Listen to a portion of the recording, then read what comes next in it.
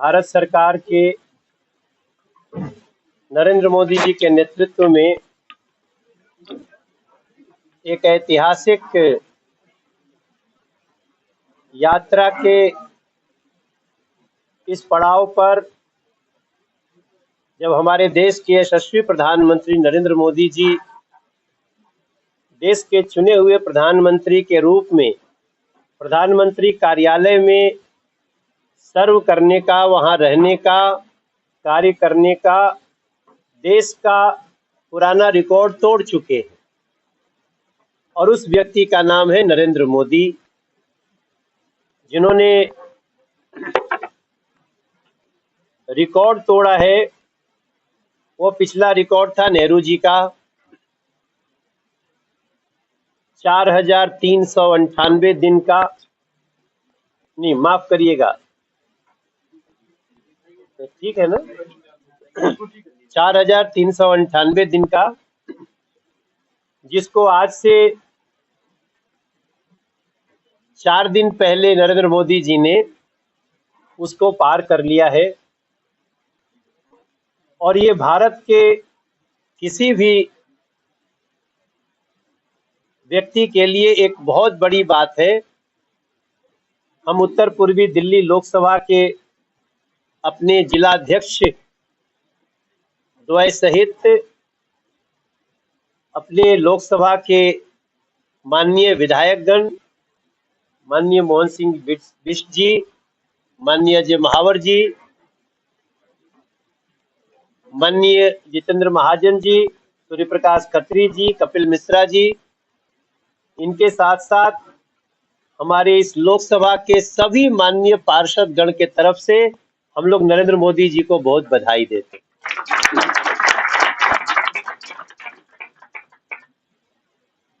और सबसे सुंदर बात यह है कि न सिर्फ उन्होंने एक रिकॉर्ड तोड़ा है इलेक्टेड सर्विंग पीएम का, बल्कि प्रधानमंत्री के रूप में नरेंद्र मोदी जी ने देश के दिलों में, लोगों के दिलों में कैसा विश्वास बनाया है, ये भी हम देखते हैं जब किसी राज्य का चुनाव आता है।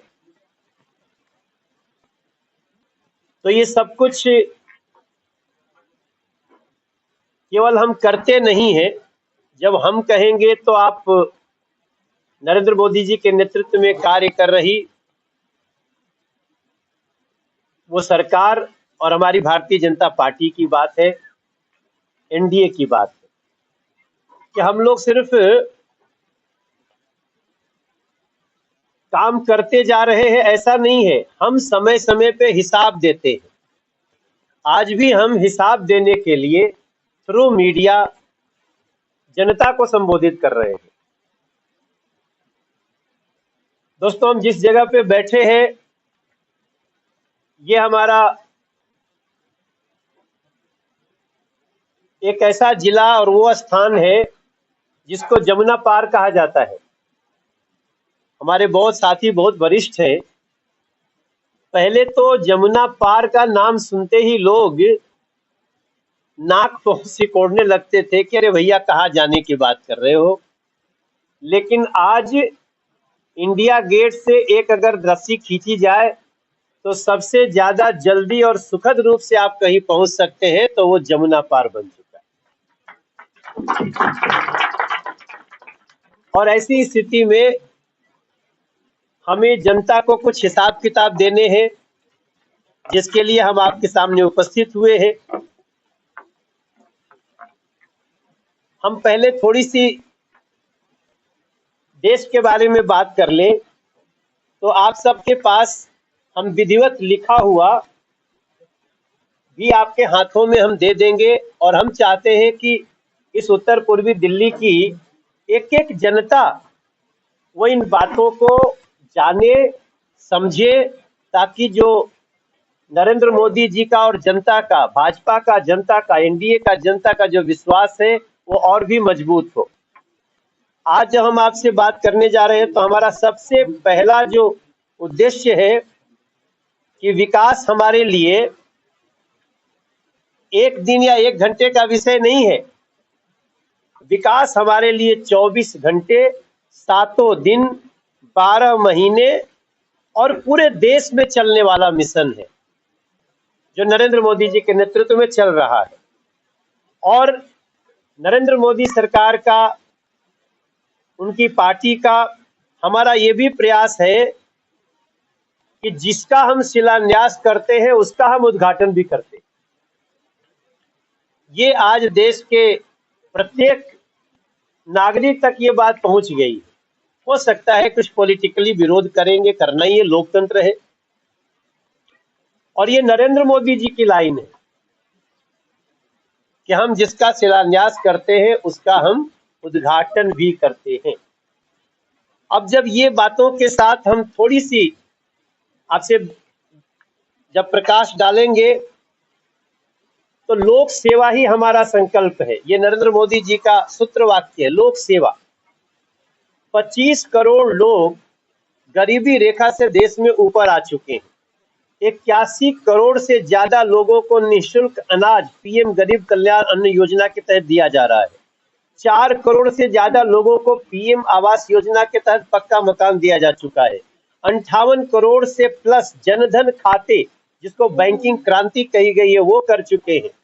स्वच्छता एवं बुनियादी सुविधाओं में 12 करोड़ से ज्यादा लोगों को शौचालय निर्मित, जिसको हम कहते हैं नारी शक्ति का सम्मान। 5 लाख गांव खुले में शौच मुक्त, जो खुले में थे अब वो शौच मुक्त हो चुके हैं। लगभग 16 करोड़ घरों को नल से जल देने का कार्य शुरू हो चुका है। लगभग 11 करोड़ को एलपीजी कनेक्शन पीएम उज्ज्वला योजना के तहत धुआं मुक्त रसोई की व्यवस्था हो चुकी है। छोटे उद्यमी और वंचित वर्ग के लिए 57 करोड़ से ज्यादा गारंटी मुक्त मुद्रा लोन से मिल रहा है, जिसका लाभ लेकर के लोग अपना काम कर रहे हैं। 74 लाख से ज्यादा रेहड़ी पटरी वालों को पीएम स्वनिधि योजना से लाभ मिल चुका है। 15,000 करोड़ रुपया हम स्टैंड अप इंडिया योजना के तहत दे चुके हैं, जिसमें एससी, एसटी और उद्यमियों को लोन दिया जाता है। जब हम अंत्योदय कल्याण की बात करते हैं तो 4.3 लाख करोड़ को पीएम किसान योजना के तहत सीधे उनके अकाउंट में राशि ट्रांसफर होती है। 90% सब्सिडी, जो 266 रुपया प्रति बैग यूरिया किसानों को राहत के रूप में दिया जा रहा है। 63% लाभार्थी पीएम फसल बीमा योजना के तहत हो रहे हैं। इन सभी को आपको जानकर के खुशी होगी, मध्यम वर्ग के लिए नरेंद्र मोदी जी की सरकार ने 12 करोड़ 75 लाख आयकर सीमा से छूट कर दिया। प्रत्येक उन लोगों को मिल रहा है जो अपने स्किल से कुछ काम करते हैं, नौकरी करते हैं। 2 लाख रुपया प्रति व्यक्ति वार्षिक आय से हम लोग इसको 86,000 से 2 लाख रुपया प्रति वर्ष आय कर चुके हैं। 1 करोड़ घरों में पीएम सूर्य घर की योजना लग चुकी है। 30 लाख लोग पीएम विश्वकर्मा योजना से पारंपरिक कारीगर उसका लाभ उठा रहे हैं। स्वास्थ्य और आयुष्मान की बात करें तो 60 करोड़ से ज्यादा पीएम जन आरोग्य लोग, जिनको 5 लाख रुपए का मुफ्त इलाज मिलता है। और इस संबंध में दिल्ली को भी, हमारे दिल्ली के हमारे नेता बताएंगे कि कैसे दिल्ली को भी आयुष्मान से अब जोड़ दिया गया। इस प्रकार से हम जब सशक्तिकरण से सामर्थ्य निर्माण की बात करते हैं तो आपको पता हो 32 करोड़ प्लस महिलाओं के जनधन खाते खोले गए। 32 करोड़ प्लस, 3 करोड़ प्लस लखपति दीदी बन चुकी हैं इस देश में। और अगले 5 साल में हमें, और अब तो कहिए 4 साल में हमें 3 करोड़ का और टारगेट पूरा करना है। हम पीएम सुकन्या समृद्धि, ये जो खाते बेटियों का सुरक्षित भविष्य लिए खोलते हैं, 4.5 करोड़ को खोला जा चुका है। बेटी बचाओ बेटी पढ़ाओ खाली हमारा कहने का नहीं है, 4.5 करोड़ बेटियों के अकाउंट खोल चुके हैं। और इस प्रकार से 105 करोड़ प्लस सैनिटरी पैड मात्र 1 रुपया में देने का काम नरेंद्र मोदी जी की सरकार ने शुरू। तो इन सारी चीजों को, महिला सशक्तिकरण कैसे होता है, केवल कहने से नहीं होता है मेरे भाई बहन। आप देखिए, जो 918 लिंगानुपात था, 1000 पे 918 महिलाएं, अब इस देश में 929 महिलाएं। इतनी बड़ी उछाल मात्र 2014 के बाद देखने को मिला है। इस तरह से 3000 से पहले 3000 महिलाएं सुरक्षा बलों में होती थी अधिकारी, आज आपको जान के खुशी होगी 11000 महिलाएं सुरक्षा बलों में अधिकारी। तो जब हम युवा शक्ति की बात करते हैं, भारत दुनिया का सबसे युवा देश है। आप सबको पता है जो यंग लोगों की एज है वो दुनिया में सबसे ज्यादा भारत के पास है, और इसका 33.5 लाख करोड़ रुपए 120 बड़े स्टार्टअप्स का उनको दिया गया है, स्टार्टअप शुरू करने के लिए, कि आप नौकरी मांगने वाले ही क्यों, नौकरी देने वाले बनो। और उसके तहत 33.5 लाख करोड़ रुपया उनको उस मद में दिया जा चुका है। 1.60 लाख करोड़ मतलब 1,60,00,000 सेमीकंडक्टर मिशन निवेश में किया गया है, जिसके कारण आज हमारा देश चिप भी बनाने लगा है। तो इन सारी चीजों के साथ जो SC ST और OBC के हमारे वंचितों को वरीयता है, 15,000 करोड़ रुपया जनजातीय कल्याण बजट में दिया गया है, जो 2014 की अपेक्षा 243% ज्यादा है। कितना परसेंट? 243% ज्यादा है। 12 लाख से ज्यादा परिवारों तक PM जन मन से आवास, स्वास्थ्य, आजीविका योजना को मूर्त रूप दिया गया है। जो सशक्तिकरण से सामर्थ्य की बात करते हैं, मैंने कहा 32 करोड़ जनधन खाते महिलाओं के खोले जा चुके।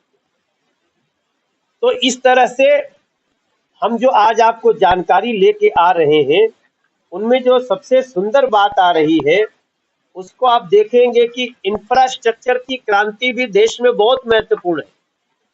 और इंफ्रास्ट्रक्चर तो ऐसा है कि मुझे डेटा वाइज पढ़ने से ज्यादा आप बस किसी विपक्षी नेता को भी इस समय भारत के एक्सप्रेस हाईवे पे घुमा दो, वो पूरा होते होते ना भाजपा ज्वाइन कर ले, तो आप बताइएगा।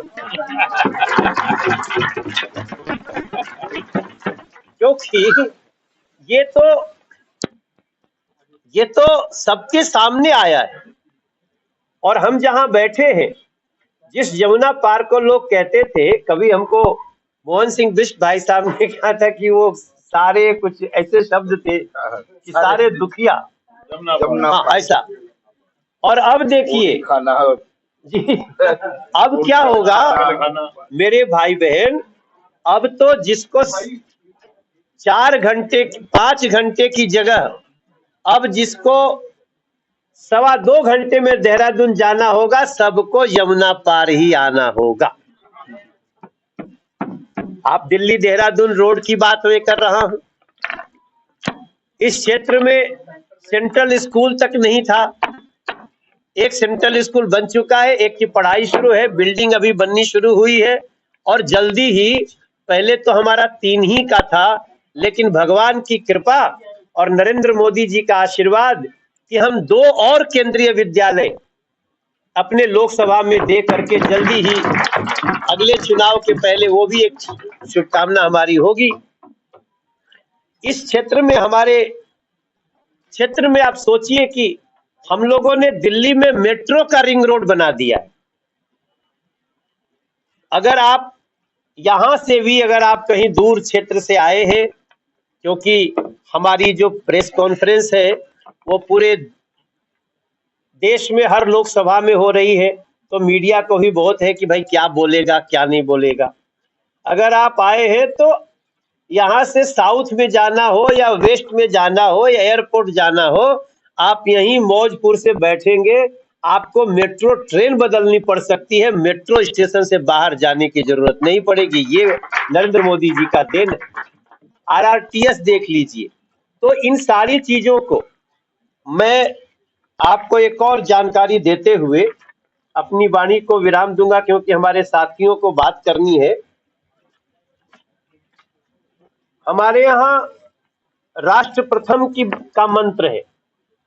अगर किसी जगह भारतीय जनता पार्टी को कुछ नुकसान भी हो रहा है, देश का फायदा हो रहा है, तो हम वो नुकसान बर्दाश्त कर लेंगे, लेकिन हम राष्ट्र को कोई नुकसान नहीं होने देंगे। ये हमारे भारतीय जनता पार्टी की नीति है।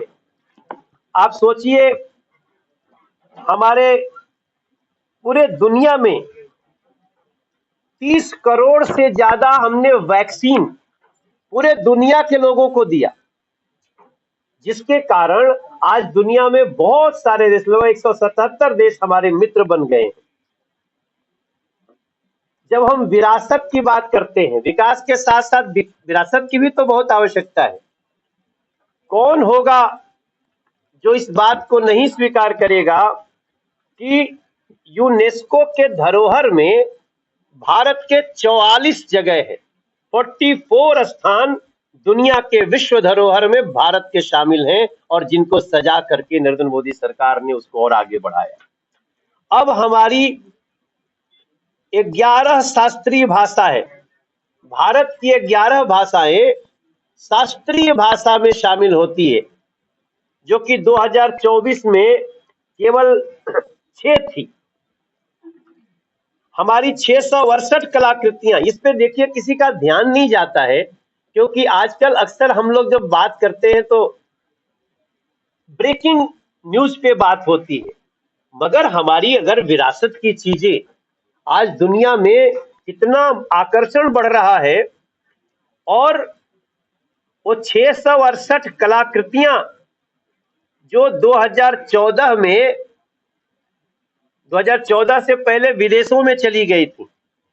देश का कोई भी सरकारें आई और गई, लेकिन किसी ने हमारे विरासत को वापस लाने का प्रयास नहीं किया। आपको 668 कलाकृतियां हमारी वापस आ गई हैं, जबकि पहले मात्र 13 आ चुकी थी, अब 668 आ चुकी। और धार्मिक सांस्कृतिक पुनर्जागरण भी किसी देश का बहुत बड़ा परिचय होता है साथियों। किसको अच्छा नहीं लगेगा, जहां भगवान राम का जन्म हुआ वहां मंदिर बनाने के लिए सरकारें विरोध किया करती, अब तो किसी से छुपा नहीं है। और लोग कहते हैं कि अरे क्या होता है, हम तो जो निर्णय लेंगे पॉलिटिकल ले लेंगे। राम जी की लाठी में ताकत भी बहुत होती है। जो लोग राम मंदिर के खिलाफ कोर्ट में लड़ते थे, अब वो सांसद भी नहीं बन पा रहे। आप किसी भी धर्म के प्रति, किसी भी धर्म को क्यों लड़ाने की नीयत रखते हो? हमारा देश हिंदू, मुस्लिम, सिख, ईसाई, बौद्ध, जैन, पारसी सभी का सम्मान करने वाला देश है। पूरी दुनिया में दिया लेके घूम जाइए, आपको ऐसा देश नहीं मिलेगा साहब, जैसा हमारा भारत है।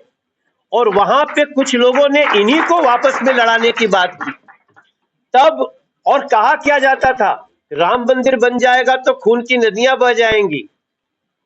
अब दुनिया में खून की नदी बह रही है, और हमारे यहाँ दूध दही की नदी बह रही है भारत में। ये है हमारा भारत नरेंद्र मोदी। तो काशी विश्वनाथ धाम हो, महाकाल महालोक हो, केदारनाथ धाम का पुनर्निर्माण हो, बुद्ध सर्किट, राम सर्किट का तीव्र विकास हो, प्रसाद योजना हो, जहां 1700 प्लस करोड़ रुपया लगाकर तीर्थ स्थलों का विकास किया गया है। भारत की सॉफ्ट पावर देखिए क्या हो गई है। भारत की सॉफ्ट पावर क्या है कि जो योगा हमारे ऋषि महर्षि मुनि, हमारे भारत के लोग आज भी लोग करते हैं, उस योगा को दुनिया के 177 देश 21 जून को मनाते हैं। 177 गुलामी की मानसिकता से मुक्ति मिली है भारत को। राजपथ अब कर्तव्य पथ है, रेसकोर्स रोड अब लोक कल्याण मार्ग है, मुगल गार्डन अब अमृत उद्यान है, सेंगोल नई संसद में स्थापित है, 21 द्वीपों के नाम परमवीर चक्र विजेताओं के नाम से रखे गए हैं। पोर्ट ब्लेयर को अब श्री विजयपुरम बोला जाता है। भारत माता का स्मारक का सिक्का जारी होता है। 2035 तक औपनिवेशिक मानसिकता से पूर्ण मुक्ति का लक्ष्य लेकर नरेंद्र मोदी की सरकार चल रही है। ये भी हमारे इन बातों में शामिल किया जाना चाहिए। तकनीक में बात करें तो हमारा देश डिजिटली पूरे दुनिया में 142वें स्थान पे आता था।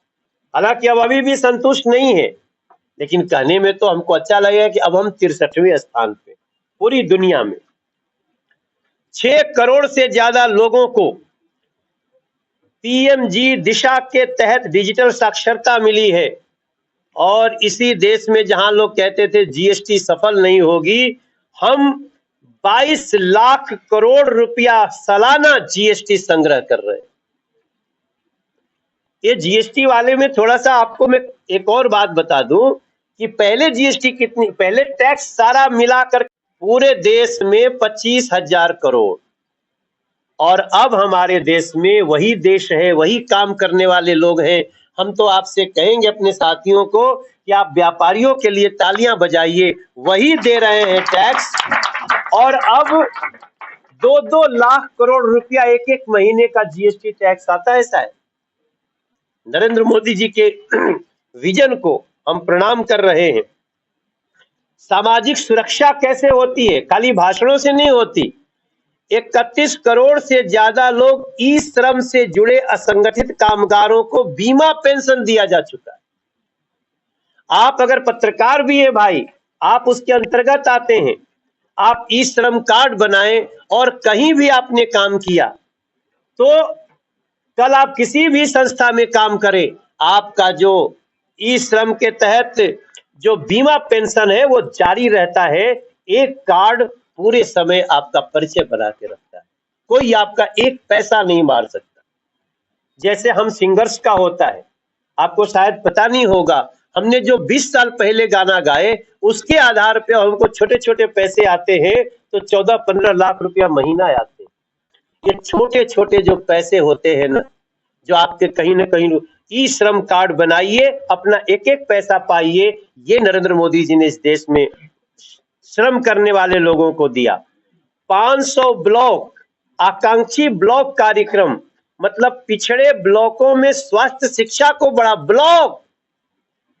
यहाँ तो भाई साहब शहर में कुछ नहीं होता था, सबको दुनिया भर भाग करके एम्स में दिल्ली आता था। आज हम लोग 24 अलग अलग राज्यों में एम्स खोल चुके हैं, और अब हम हर ब्लॉक पे स्वास्थ्य सेवाओं की बात कर रहे हैं। 1 करोड़ गिग कामगारों को आयुष्मान भारत में 5 लाख का स्वास्थ्य अक्षय कवच मिला हुआ है। 14.3 करोड़ पासपोर्ट नए लोग को बनाए गए हैं। और इन सारी बातों के साथ हम अंत में आपसे यही कहेंगे कि ये हमारा जो एक पवित्र पत्र है, इसको हम पवित्र पत्र इसलिए कहते हैं कि इस पत्र में लिखी हुई एक एक बातें हम हमेशा बहुत सोच समझ के, और मोदी जी के कार्यालय से लिखी जाती है। इसका अध्ययन आप जरूर करेंगे। और अब मैं यहाँ आते हुए, जब मैं 14 में आया था तो सिग्नेचर ब्रिज भी नहीं था, यहाँ सेंट्रल स्कूल भी नहीं था, यहाँ मेट्रो भी नहीं थी, यहाँ शास्त्री पार्क का फ्लाईओवर भी नहीं था। मगर मैं धन्यवाद करता हूँ अपने मोहन सिंह बिष्ट जी का, जितेंद्र महाजन जी का, अजय महावर का, और अपने सभी पार्षदों का, जिनके कार्य, सभी भाजपा के कार्यकर्ताओं का, अपने जिला अध्यक्षों का धन्यवाद करता हूं, जिनके कारण अब हमारी नॉर्थ ईस्ट दिल्ली में वो सारी व्यवस्थाएं हैं जो दिल्ली के किसी भी हिस्से में होंगी और आगे समय में बढ़ेंगी भी। इन्हीं बातों के साथ मेरी संक्षिप्त जानकारी देते हुए अपनी वाणी को विराम देता हूं।